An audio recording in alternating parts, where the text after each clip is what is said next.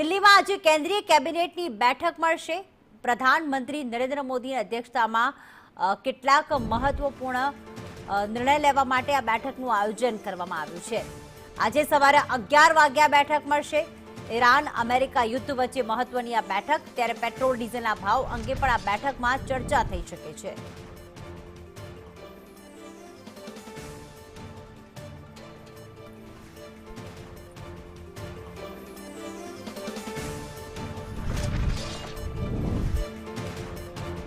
તો આજે આ કેન્દ્રીય કેબિનેટની જ્યારે બેઠક મળવા જઈ રહી છે ત્યારે તેમાં પેટ્રોલ ડીઝલના ભાવ અંગે ચર્ચા થઈ શકે છે। સાથે જ દિલ્હીમાં જ્યારે આ બેઠકનું આયોજન કરવામાં આવ્યું છે ત્યારે અમેરિકા અને ઈરાન વચ્ચેનું આ જે યુદ્ધ છે તેની કેટલી અસર થઈ રહી છે તે અંગે પણ ચર્ચા।